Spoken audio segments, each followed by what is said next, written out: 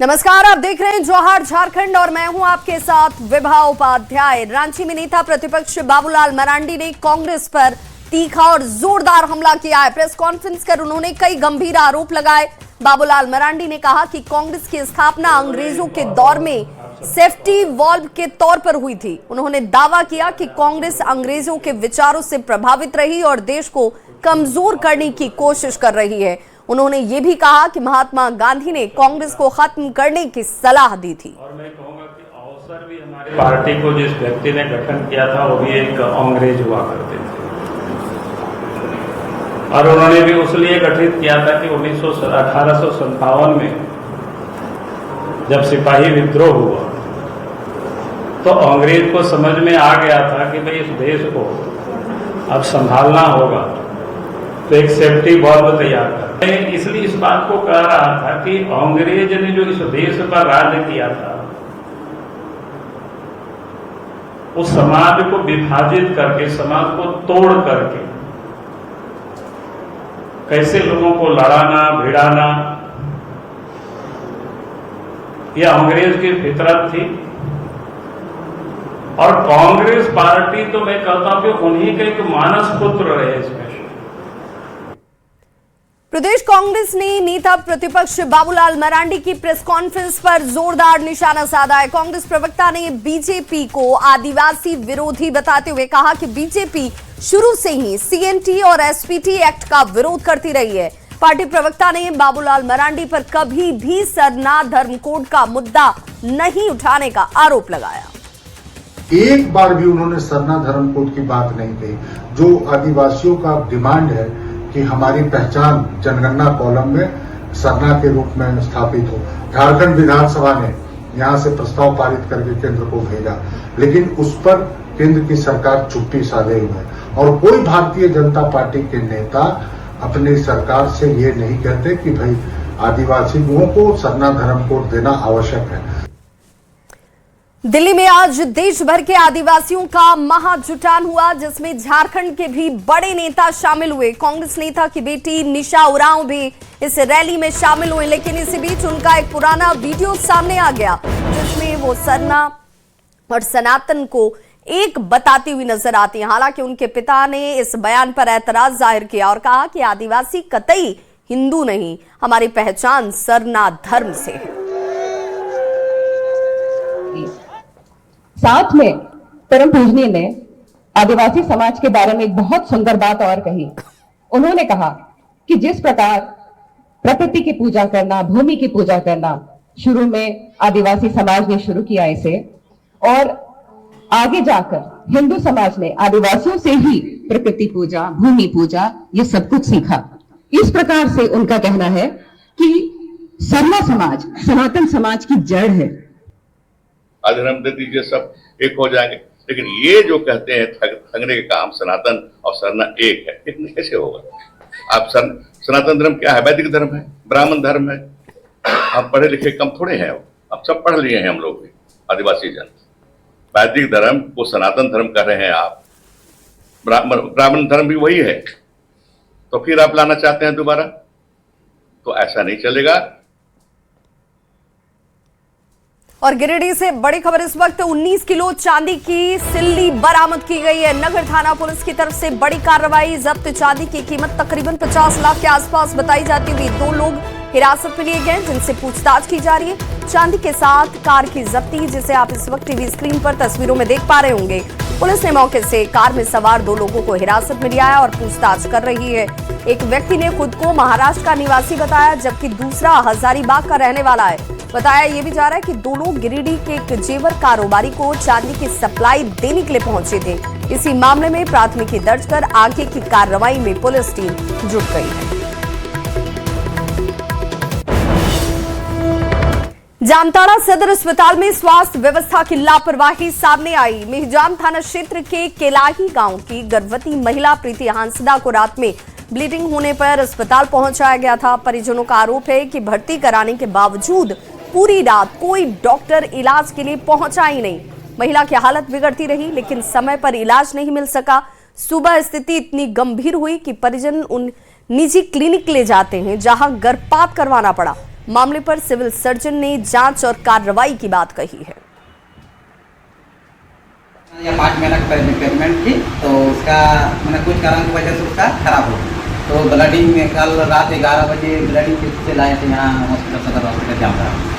तो लाने के बाद 10 बजे 11 बजे लाए उसको। तो लाने के बाद यहाँ एडमिट भी नहीं, मैडम ही नहीं है, तो एडमिट कौन लेगी?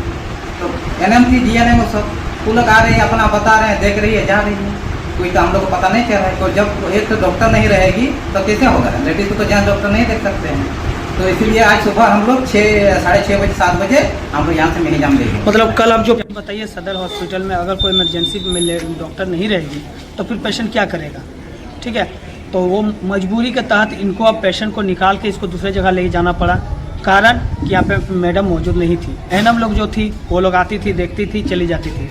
उन लोग को मालूम उतना है नहीं क्या करना नहीं करना है। तो एक चीज़ आप बताइए, अभी जो ब्लड का जो अभी सिचुएशन है, आप जानते हैं ब्लड बैंक में कि पहले ब्लड चेक करवाइए, ब्लड अब जांच में जाएगा, ब्लड आने में 3 दिन टाइम लगता है। अब यहाँ ब्लड रुक नहीं रहा। तो एक चीज़ बताइए, ऐसे में हमारे जो स्वास्थ्य मंत्री है इरफान अंसारी जी, इसको संज्ञान में लीजिए और इसका सलूशन निकालिए जल्द से।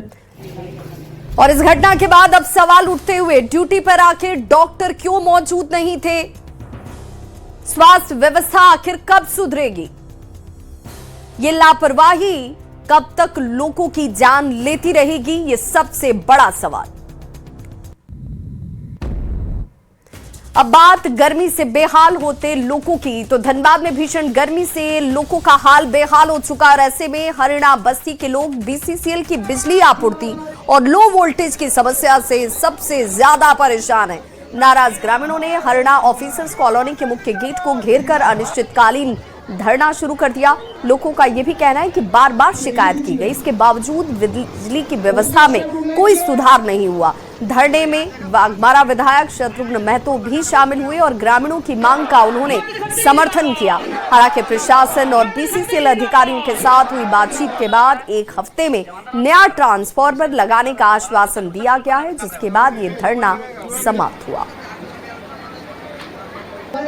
दुर्भाग्य है कि जनता का हक अधिकार के लेके और सुविधा के लेके यदि आंदोलन करना पड़े तो ये खास करके बागमारा में ये दुर्भाग्य की बात है। और BCCL प्रबंधक जिस तरह से अनियमितता करती है और शुरू से ही अनियमितता करता है, और यहाँ के जो आम पब्लिक है, जो यहाँ के विस्थापित है, उसके साथ में शोषण होता है। तो अधिकार के लिए संघर्ष करना होगा, तभी कोई मांग मिल सकता है। क्योंकि हमारा अधिकार है, हमारा ये मांग है, हमारा पूर्ण रूप से अधिकार है। क्योंकि इतनी बड़ी कॉलोनी रहने के बावजूद भी हमारे बगल के गांव जो है हरना बस्ती, बिजली के लिए लोग तरहमाम थे, पानी के लिए तरहमाम थे। काफ़ी दिनों से मांग चली आ रही थी। यहाँ के जितने हमारे ग्रामीण लोग हैं, सभी लोग लगातार ये मांग कर रही थी। हमारे पास सूचना आया था, हमारे सांसद के पास सूचना आया था, हमें लगातार इस बात को लेकर गंभीर थे। GM से लगातार बात हो रही थी और ट्रांसफार्मर के लिए बात हो रही थी, ट्रांसफार्मर देने की बात हो रही थी, लेकिन लगातार टाइम की बात है कि जो बिजली पानी की जो बातें उठ रही हैं वो हमारे कार्य क्षेत्र के बाहर की है, फिर भी हम इसको सॉल्व करने की कोशिश करते हैं। लेकिन इसके लिए इतनी बड़ी कॉलोनी का रास्ता बंद कर देना और संविधान प्रदत्त जो उनके अधिकार हैं उनका हनन होना, ये अच्छी बात नहीं है। बोकारो से बड़ी खबर, जहां के चास थाना क्षेत्र में बीजेपी चास नगर दक्षिणी मंडल अध्यक्ष विक्की राय ने जान से मारने की धमकी का आरोप लगाया है। विक्की राय ने चास पुलिस से इसे लेकर लिखित शिकायत दर्ज करवाई है। उन्होंने सोशल मीडिया के जरिए धमकी देने का आरोप लगाया। विक्की ने अपने आवेदन में कहा कि फेसबुक पर भोलू पासवान नाम के प्रोफाइल से उन्हें धमकी भरे संदेश दिए गए, जिसके बाद से उनके परिवार में डर का माहौल है। आपको बताते चलें कि आरोपित भोलू पासवान चास नगर निगम के मेयर हैं। पीड़ित ने पुलिस से निष्पक्ष जांच कर उचित कार्रवाई और सुरक्षा प्रदान करने की मांग की। मैं जब उनके उस पोस्ट को देख रहा था कि कई लोगों ने शेयर कर रहे थे और उस पोस्ट पे मुझे धमकी कि मारा जाए, ये किया जाए, वो किया जाए, और मेयर साहब का इस पर कोई प्रतिक्रिया कुछ नहीं था। इसका मतलब तो मैं व्यक्तिगत रूप से मानूंगा कि इस पर मौन सहमति हमारे मेयर साहब की है। भाई मैं एक आम नागरिक हूं, मैं पुलिस के पास वही गुहार लगाने के लिए आया हूं कि पहले भी कई लोगों के साथ उनका वो ऐसा व्यवहार रह चुका है, मेरी जान माल की सुरक्षा की जाए, यही अनुरोध करने के लिए मैं थाना के शरण में आया हूं। पार्टी का कार्यकर्ता और सामाजिक कार्यकर्ता हो, जनप्रतिनिधि पर आरोप लगना लाजिमी है। अगर कोई समस्या का समाधान नहीं होगा तो जो कोई भी कार्यकर्ता किसको बोलने जाएगा? जनप्रतिनिधि बोलेगा, अधिकारी बोलेगा। लेकिन अगर कोई जनप्रतिनिधि इस तरह से भड़क के और इस तरह से अनाप शनाप अनगरल बयानबाजी करेगा तो उसको औकात में हम लाने का काम करेंगे, ये हम बता देना चाहते हैं। चाईबासा के पोड़ाहाट जंगल में हुए मुठभेड़ के मामले में बड़ा अपडेट सामने है, जिसमें कराईकेला थाना में करोड़ के इनामी माओवादी नेता और केंद्रीय कमेटी सदस्य असीम मंडल सहित कई लोगों के खिलाफ मामला दर्ज कर लिया गया है। 19 मई को सोनुआ कराईकेला सीमा क्षेत्र के केड़ाबीर और दुर्गादा पहाड़ियों में सुरक्षा बल और माओवादियों के बीच मुठभेड़ हुई थी और इसी मुठभेड़ में असीम मंडल के साथ अन्य नक्सली भी शामिल थे, जिसके खिलाफ अब केस दर्ज किए गए हैं। आशंका जाहिर की जा रही है कि असीम मंडल पश्चिम बंगाल की ओर भागने की कोशिश में है, जबकि उसका दस्ता जंगलों में सक्रिय है और सुरक्षा बलों का सर्च ऑपरेशन अब भी जारी। जमशेदपुर के टाटानगर रेलवे स्टेशन पर उस समय अफरा तफरी मच गई जब 2 सांप डिब्बे से बाहर निकल आए। जानकारी के मुताबिक अज्ञात सपेरा 2 सांपों को स्टेशन परिसर के बाहर छोड़कर फरार हो गया। इसके बाद यात्रियों में दहशत देखने को मिली। तुरंत जीआरपी को इसकी सूचना दी गई और जीआरपी ने मौके पर स्नेक कैचर छोटू को बुलाया। उन्होंने दोनों सांपों को सुरक्षित पकड़कर जंगल में छोड़ दिया। टाटानगर स्टेशन के बाहर 2 टोकरी में 2 स्पेटिकल कोबरा, जिसे हम सब गेहुअन सांप बोलते हैं, स्टेशन के ठीक गेट के सामने कोई बदमाशी किया और टोकरी खुला छोड़ दिया कि ताकि सांप टाटानगर स्टेशन प्लेटफॉर्म में चला जाए। हमें फिर सूचना मिली गोपाल के द्वारा, तो फिर मैं तुरंत जाकर उसे रेस्क्यू किया और फिर उसे फॉरेस्ट में रिलीज कर दिया। और ये जानकारी मैं Jamshedpur forest division DFO sir को भी मैं दे चुका हूँ।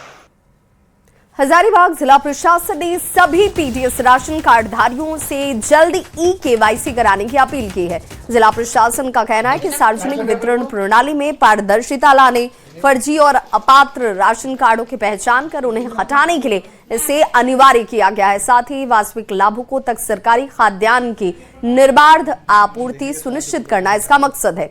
प्रशासन ने लोगों से अपील की कि वे समय रहते प्रक्रिया पूरी कर सरकारी योजना का लाभ निर्बाध रूप से लेते रहें।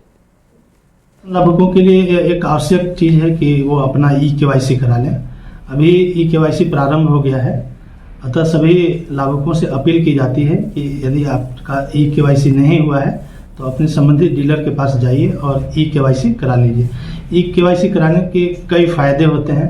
इससे लाभुक का जो डाटा है वो आधार डाटा के अनुसार सत्यापित होता है। आयुष्मान कार्ड बनाने में आसानी होती है तथा भविष्य में राशन मिलने में किसी तरह की समस्या नहीं होगी।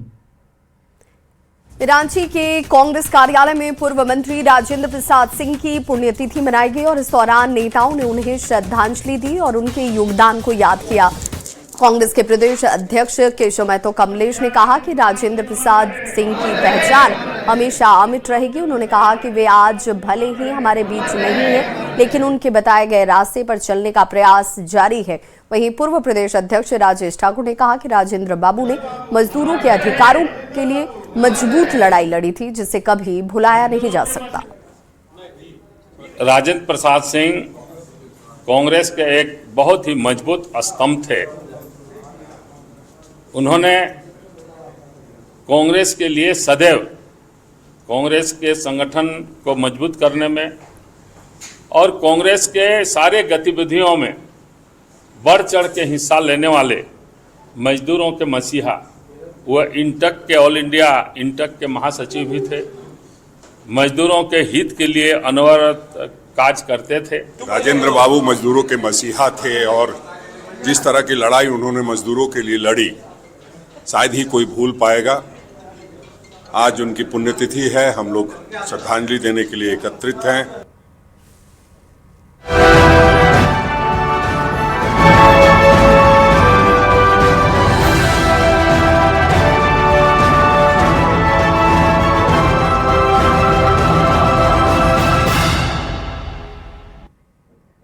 और अब बात जलाने और झुलसाने वाली गर्मी की, तो झारखंड में भीषण गर्मी का असर लगातार बढ़ रहा है और पलामू, गढ़वा और चतरा में मौसम विभाग ने हीट वेव को लेकर अलर्ट तक जारी कर दिया है।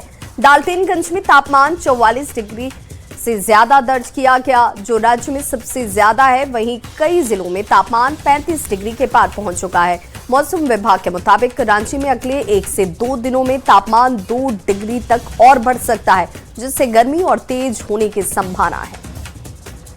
झारखंड में तपती हुई गर्मी ने आम जनजीवन प्रभावित कर दिया है। राज्य के कई ऐसे जिले हैं जहां हीटवेव को लेकर अलर्ट जारी है।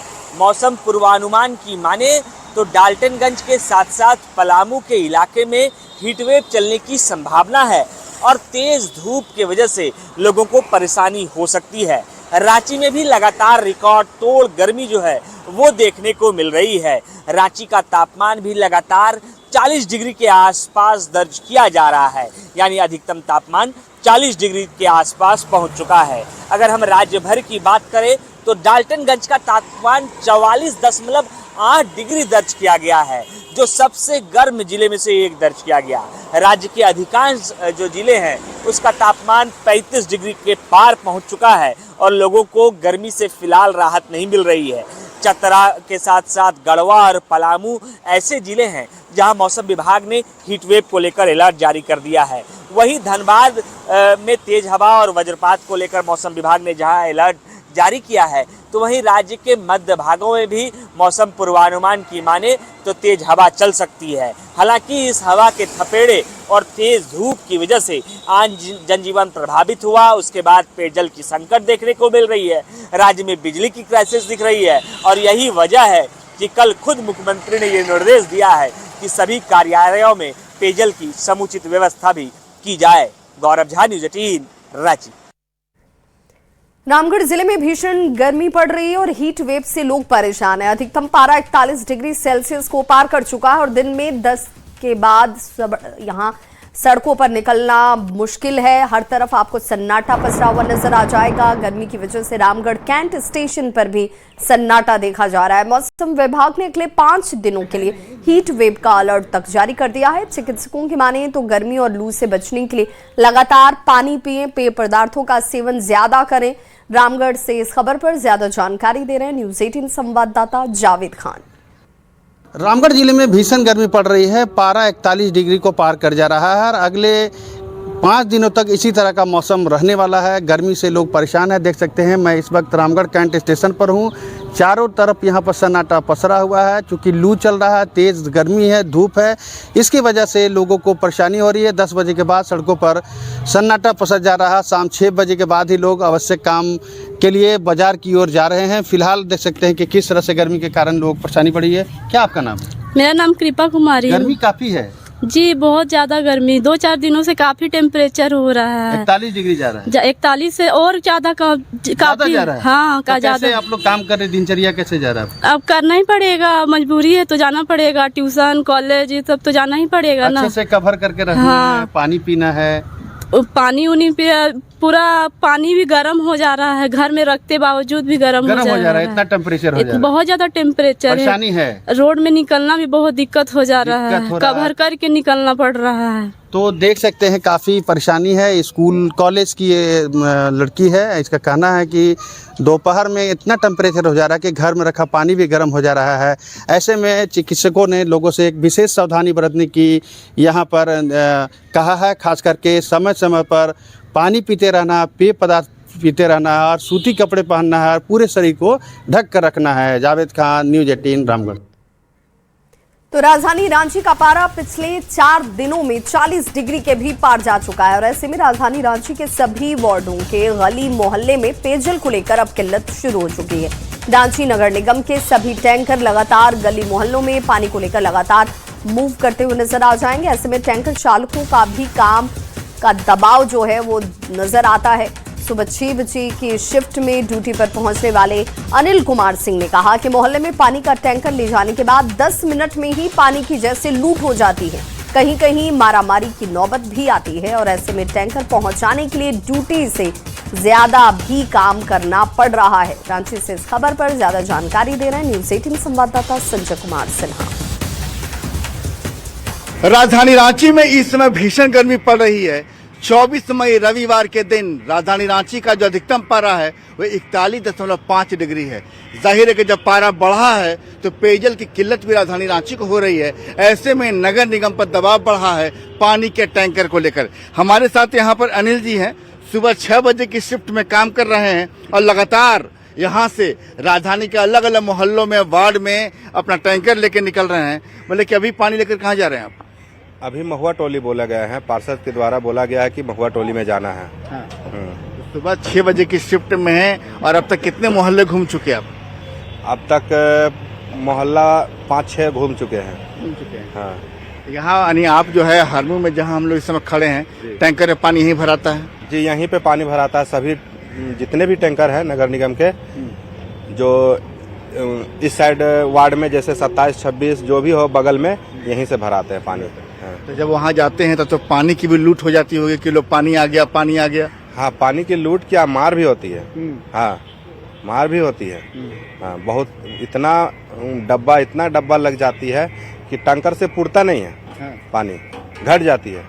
घट जाने के बाद हमको नहीं मिला, लड़ाई होने लगती है। अजी, जो पानी को लेकर जो दबाव बढ़ा है, जो डिमांड बढ़ा है नगर निगम के पास, जो आप लोग का जो कर सकते हैं कि लगातार जो यानी आप लोग घूम रहे हैं, ये 4-5 दिनों में जो गर्मी बढ़ी है उसका ज्यादा असर है? हाँ, ये 4-5 दिन जो गर्मी ज्यादा बढ़ा है ना, उसी का असर है। और जाहिर है कि जब पारा ऊपर जाता है तो पानी की किल्लत बढ़ जाती है और ऐसे में जो टैंकर का जो कारवां है वो लगातार निकलता रहता है। कैमरामैन संजीव तिवारी के साथ संजय कुमार सिन्हा, न्यूज़ 18 रांची। तो जमशेदपुर में भीषण गर्मी का असर साफ नजर आने लगा है। दिन में सड़कें सूनी, टाटा जू में भी सैलानियों की संख्या पर इसका असर दिखता है। ई रिक्शा चालकों की कमाई पर इसका बुरा असर है। चालकों का कहना है कि पहले छुट्टियों में अच्छी भीड़ हुआ करती थी, लेकिन अब गर्मी की वजह से लोग जू नहीं आते। भीषण गर्मी के चलते लोग घरों में रहने को मजबूर हैं और रोजगार पर इसका असर दिख रहा है। अब गर्मी है, गर्मी कम होगा तब आएगा पब्लिक। अब इतनी गर्मी में पब्लिक भी नहीं निकलती है ना अपने घर से। ऐसे भी बोल चुका है कि घर से सुबह 9 से 4 निकलना ही नहीं है घर से बाहर, इसीलिए उसकी वजह से कोई पब्लिक नहीं आ रही। तो भीषण गर्मी का असर साफ तौर पर देखने को मिल रहा है। जहां जमशेदपुर शहर में दिन में ही सड़कें सूनी हो जा रही है, तो दूसरी तरफ अब टाटा जू में जो है इसका असर साफ तौर पर देखने को मिल रहा है। जहां सैलानी नहीं आने से, मेरे पीछे आप देख सकते हैं कि जितनी भी ये ई रिक्शा गाड़ी है जिस पर सैलानी बैठकर जू में घुमा करते थे, वो कहीं ना कहीं पूरी तरह से विराम पड़ी हुई है। और जो ई रिक्शा चालक है वो सैलानियों की इंतजार कर रहे हैं कि सैलानी आएंगे, क्योंकि गर्मी छुट्टियां हो चुकी है। स्कूली बच्चे बड़ी संख्या में यहाँ आते थे, मगर अब कहीं ना कहीं जो गर्मी का सितम है उसके चलते जू पूरी तरह से वीरान पड़ता जा रहा है और सैलानी ना